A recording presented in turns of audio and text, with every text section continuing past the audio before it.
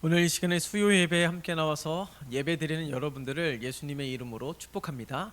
오늘 이 시간에도 하나님 만나고 돌아갈 수 있는 귀하고 복된 시간이 되시기를 바라고요. 하나님의 음성이 나에게 말씀하시는 시간이기 때문에, 그것도 아주 객관적으로 말씀하시는 시간이기 때문에 우리 모두가 아멘으로 화답할 수 있는 시간이 되셨으면 좋겠습니다. 우리가 수십 년 동안 많은 설교를 들었지만 그 가운데서 가장 많은 설교를 들은 내용이 있다라면은, 손에 꼽을 수 있는 내용이 있다라면 어떤 것들이 있을까요? 뭐 감사에 대한 설교도 많이 있을 테고, 기도에 대한 설교도 많이 있을 테고, 예배에 대한 설교도 많이 있을 테지만, 그 가운데 단연 가장 많은 설교 중에 하나는 사랑일 것입니다.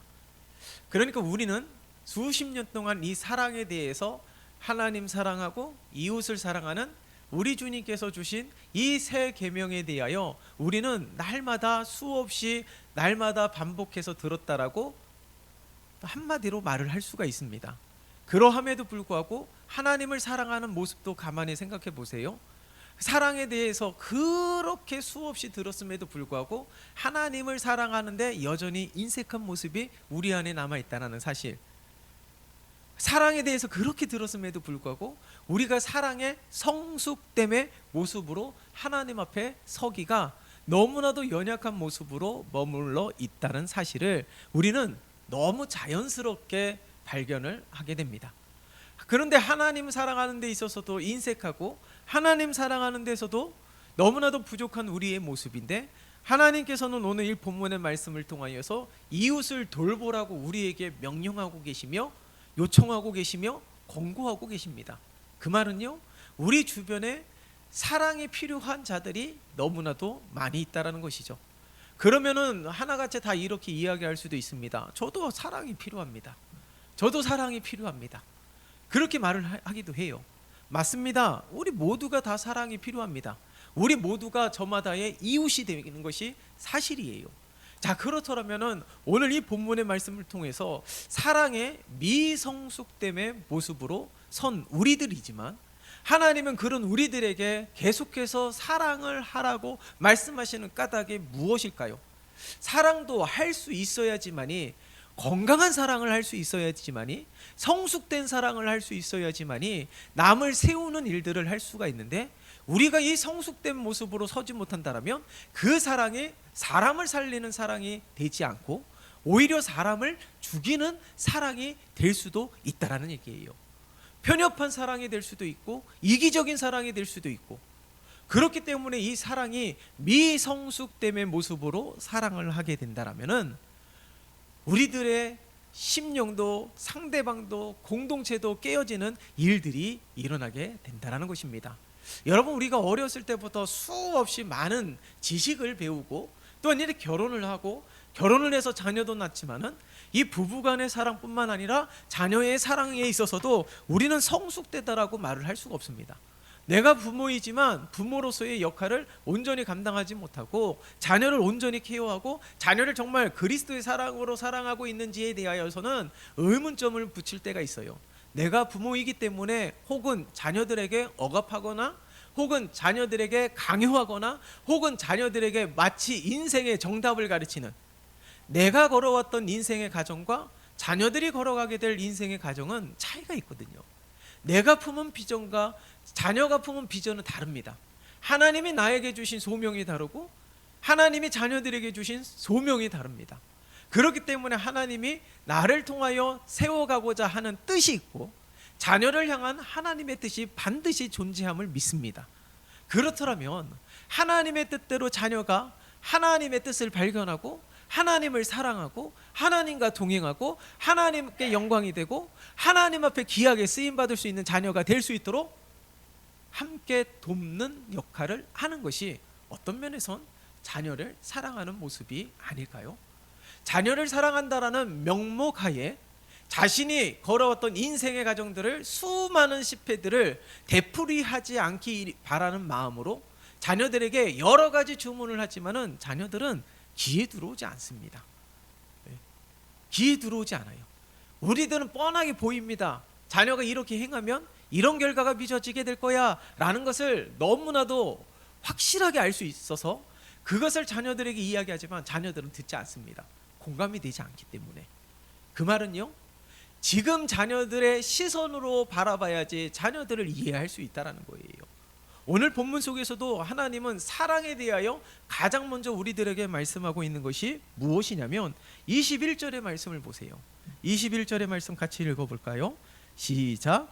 너는 이방 나그네를 압제하지 말며 그들을 학대하지 말라. 너희도 애굽 땅에서 나그네였음이라.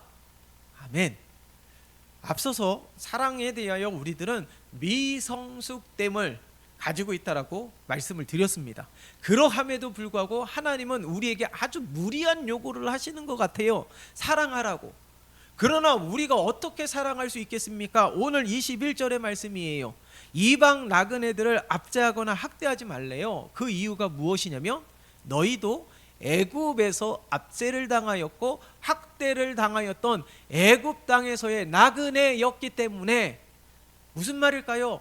내가 그 아픔을 경험했기 때문에 그 아픔을 경험한 자는 그 모든 이 아픔뿐만 아니라 모든 것을 경험한 자는 사랑할 수 있는 최소한의 자격이 있다라는 거예요. 그래서 자녀들에게 때로는 무리한 요구일 수도 있고 때로는 강요일 수도 있고 그것이 자녀들의 입장에서는 이해하지 못하지만은 우리 부모의 입장에서는 분명한 자녀에 대한 사랑이었습니다. 왜요?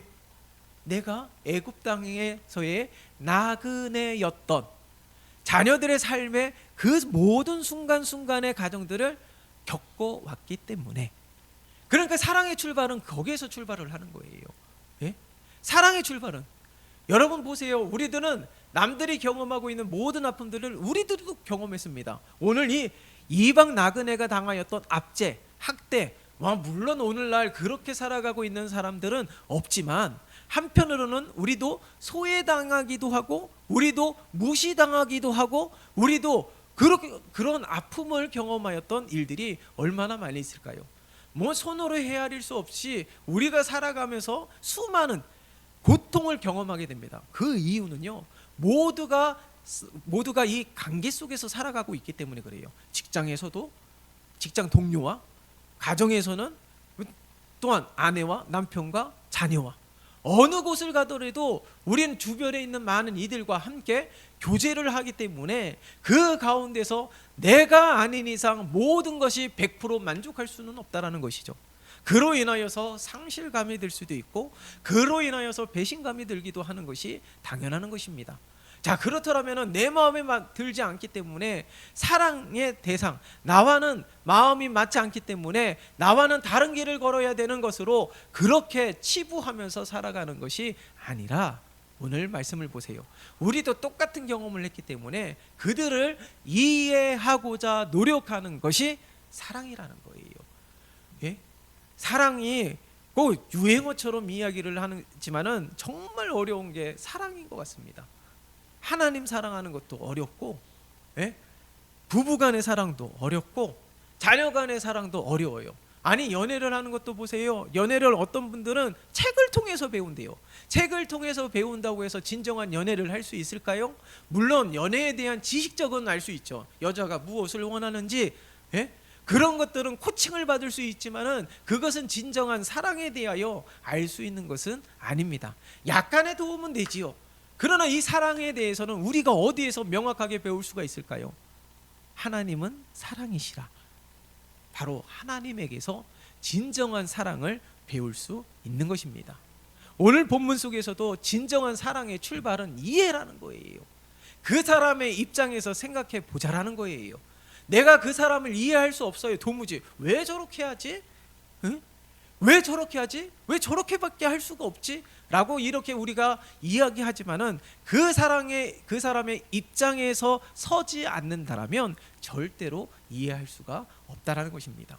그렇기 때문에 사랑의 출발은 그 사람의 상대방의 입장에서, 상대방의 마음에서, 상대방의 시선으로 바라보는 것이 진정한 사랑의 출발이며 그것이 바로 사랑을 하고 있다라고 말을 할 수 있다라는 거예요. 하나님은 우리에게 그것을 이야기하고 있습니다. 너희도 애굽 땅에서 나그네였기 때문에 이방 나그네를 너희들이 당하였던 압제를 하거나 학대를 하거나 소외를 시키다거나 그렇게 하면 안 된다라는 거예요. 그들 역시 너희들이 돌보아야 할 이웃이라는 거예요. 그렇기 때문에 하나님께서는 그 사람의 입장에서 이해하려고 노력하는 것이 진정한 사랑의 출발이며 사랑의 성숙됨의 가정이라는 사실을 우리는 성경을 통하여 알 수가 있습니다. 그뿐만이 아니에요. 하나님이 이웃을 향한 사랑이 얼마나 학고부동한지를 우리는 본문의 말씀을 통하여서 발견할 수가 있습니다. 오늘 22절과 23절 4절 다 같이 읽어볼까요? 시작.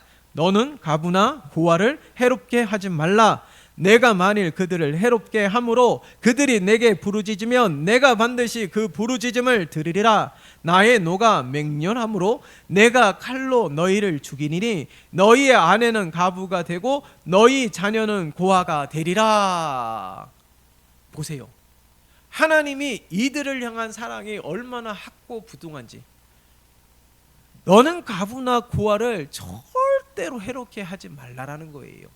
저들이 해롭게 됨을 통하여서 괴로워서 하나님 앞에 부르짖으면 하나님은 그 부르짖음에 반드시 응답하신다라는 거예요. 아니, 이들이 상처를 받은 이들이 하나님 앞에 어떻게 부르짖었을까요? 저들을 원수를 사랑하라는 말씀을 품고 저들을 축복하면서 그랬을까요? 아니에요. 가장 원초적으로 하나님 앞에 부르짖었을 겁니다.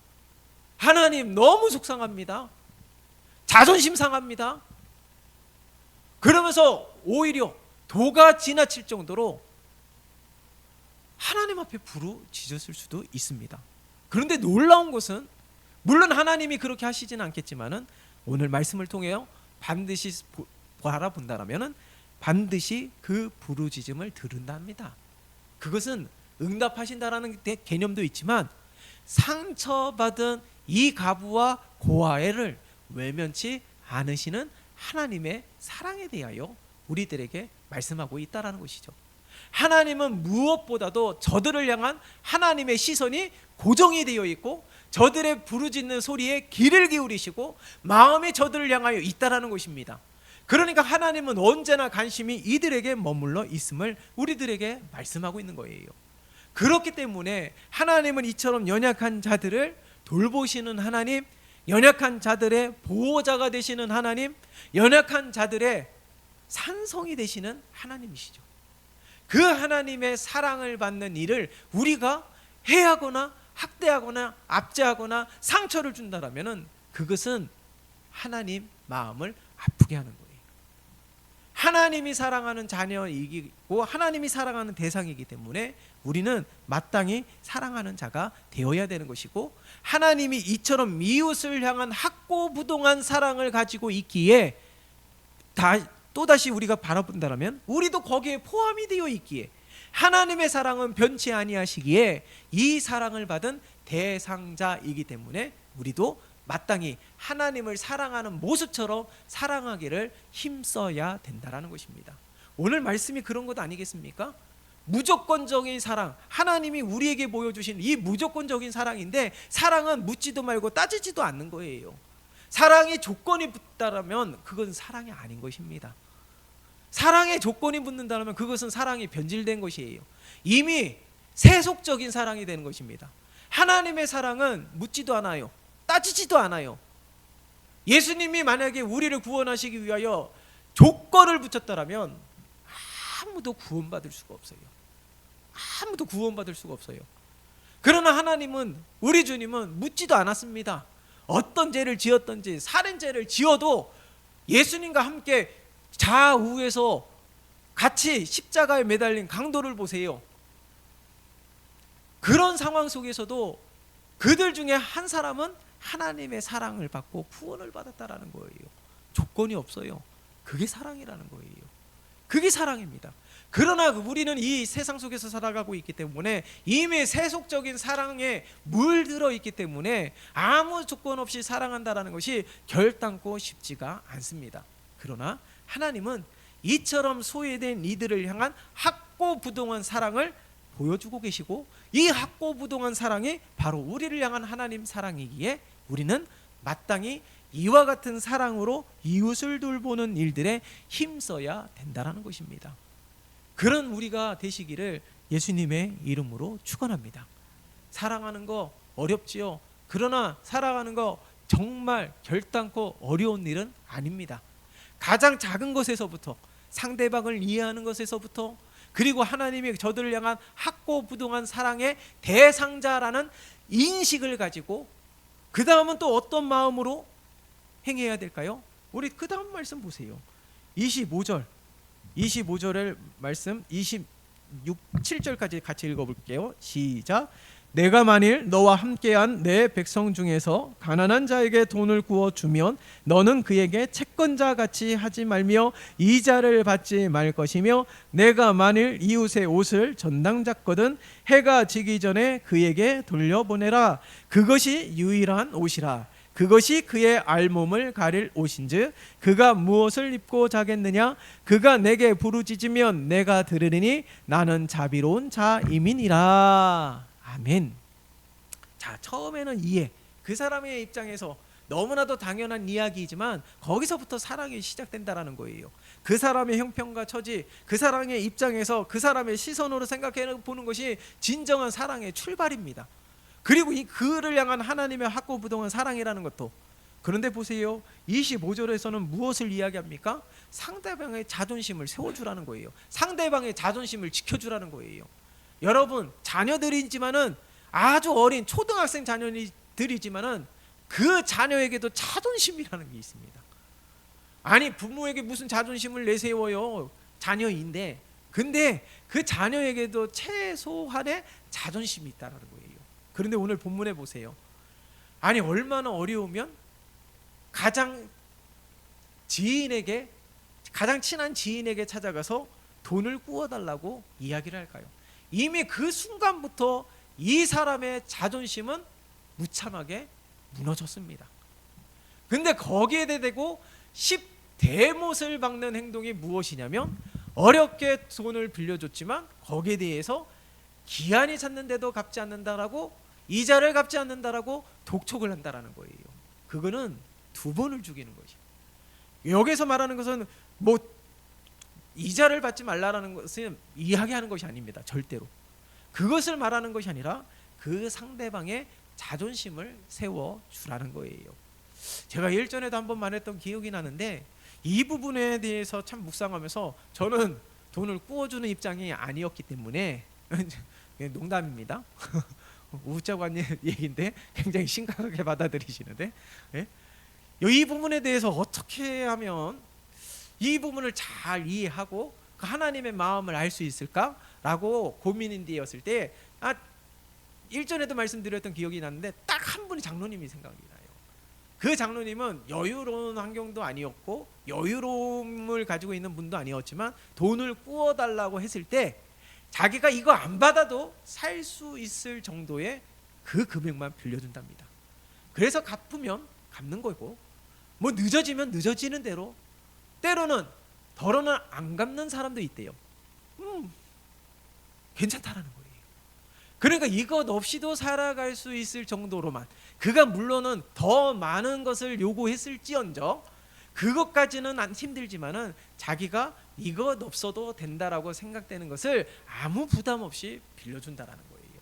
그리고 그 사람 앞에 오늘 말씀처럼 독촉하지도 아니하고 재촉하지도 아니하고 그 사람의 자존심을 상하게 하는 일들을 행하지 않는다라는 거예요. 오늘 이 말씀의 의미가, 하나님의 마음이 바로 그런 것입니다. 지렁이도 밟으면 꿈틀 된다고 하지 않습니까? 누구에게나 자존심이라는 거 있고, 이 자존심이 무너지게 되면요 얼마나 비참한데요. 자존심이 무너지게 되면은 그것만큼 억울한 것이 없습니다. 이 억울함은 어떤 것으로도 위로받지 못해요. 이 자존심으로 지금까지 이렇게 버텨온 이들이 얼마나 많이 있습니까? 근데 이 자존심까지 아주 비참하게 밟아 뭉개는 일들이 이웃이라고 말하는 이들을 통하여 그런 아픔을 경험하게 되는 일들이 많이 있다라는 거예요. 그러므로 사랑은요, 상대방의 자존심을 해하는 일들을 행하지 말아야 된다는 겁니다. 그래서 말을 하는 데 있어서도 조심해야 된다는 거예요. 말을 물론 친하기 때문에 라고 할 수도 있지만은 도가 지나치는 말들이 있고 아차하는 순간 그런 말의 실수를 할 때가 너무나도 많이 있는 것이 사실입니다. 그렇기 때문에 우리들은 어린 자녀들이든 간에 누구와의 이 교제 속에서 상대방의 농담이라도 분위기를 위해서 한다 할지라도 절대 자존심을 건드리거나 자존심을 상하게 하는 언행은 하지 않아야 되는 거예요. 이게 바로 이웃을 돌보라는 하나님의 강력한 요청입니다. 여러분도 입장 바꿔서 생각하면 내 자존심이 상하게 된다면 어떻게 될까요? 많은 이들이 이성을 잃게 될 것입니다. 많은 이들이 가만히 있지 못할 거예요. 오늘 이 본문의 말씀이 바로 그런 것이에요. 그뿐만이 아니에요. 이의 자존심이 어떻게 표현이 되냐면 오늘 26절에 보면은 이 나그네가 가지고 있는 옷이 딱 하나밖에 없어요. 이 옷은요, 이 광야 속의 날씨는 밤에 영하로 떨어지기 때문에 이것이 낮에는 외투이지만은 밤에는 이불이에요. 근데 얼마나 어려우면 자신의 마치 전 재산이라고 보여질 수 있는 이 옷을 전당 잡혔다라는 거예요. 근데 하나님은 어떻게 말씀하세요? 그것을 전당 잡을지언정 해가 지기 전에는 돌려주라는 거예요. 거기에 대한 값어치를 해결하지 않았다 할지라도. 왜요? 생명과 관계된 것이기 때문에. 여러분, 사랑은 오늘 본문의 말씀을 통하여 이렇게 말씀할 수가 있습니다. 사랑은 생명과 관계된 것입니다. 우리가 사랑을 하고 하나님이 기뻐하시는 사랑을 하게 되면 우리의 영혼이 자라나게 되고 성숙되게 되고, 그리고 우리들이 그리스도의 분량에까지 자라날 수 있다라는 거예요. 하나님 사랑 이야기하지만 하나님 사랑을 우리가 얼마나 경험하고 사십니까? 이렇게 이야기해도 되는 건지 모르겠지만 우리가 하나님의 사랑을 정말 피부로 느껴지는 것처럼 그렇게 날마다 연속해서 경험하며 살아가고 있는지 어떻습니까? 그런데 반면에 우리들이 이렇게 직장 동료들과 가정에서나 여러 가지 이렇게 친분과 이 지인들과 교제하면서 경험되어지는 사랑들은 얼마나 많이 있습니까? 그러니까 우리들이 그런 사랑을 날마다 경험할 때에 사랑은 점점 성숙되어져 가는 것이에요. 오늘 이 본문 속에서 보세요. 이 생명과 관계되기 때문에 사랑을 하면 할수록 성숙되고 일상을 하면 할수록 인생의 변화가 되고 그렇습니다.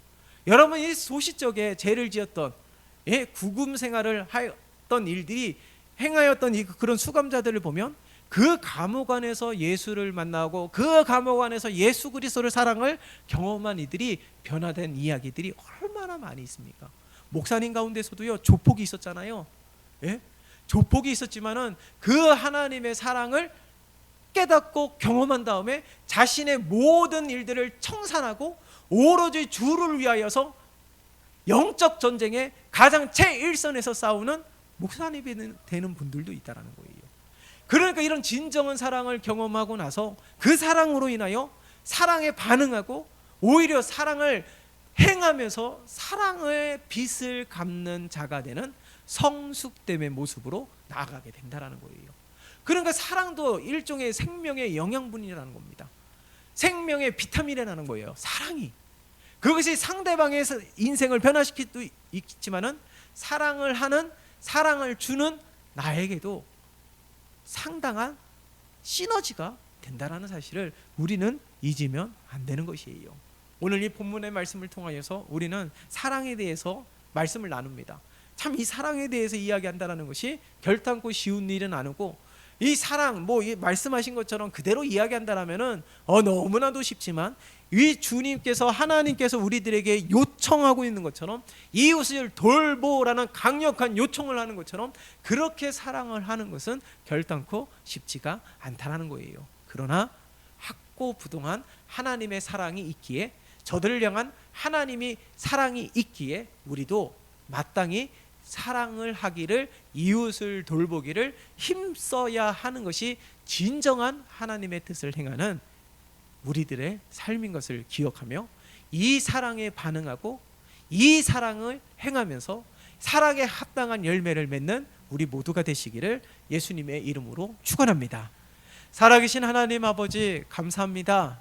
저희들이 너무나도 부족하고 연약한 모습이지만 그러함에도 불구하고 우리에게 말씀하여 주시어서 우리가 받은 하나님의 은혜와 사랑을 흘려보낼 수 있는 도구가 되게 하시고 하나님 손에 붙들려 쓰임받는 도구가 되게 하시니 감사합니다. 오늘 이 말씀처럼 상대방의 입장에서 이해하기를 힘쓰며 사랑을 실천하는 우리 모두가 되게 도와주시고, 수많은 성도와 지체들 간의 교제 속에서도 상대방의 자존심을 상하지 않기 위하여 언행을 주의하는 우리 모두가 되게 도와주시옵시며, 사랑이 생명을 살리고 사랑이 성숙되게 하는 비타민이요 영양인 것을 우리가 기억하며 끊임없이 사랑을 주고 사랑을 행함으로 말미암아 우리 모두가 하나님 보시기에 합당한 하나님의 거룩한 자녀 되게 도와주시옵소서. 예수 그리스도의 이름으로 기도드리옵나이다. 아멘.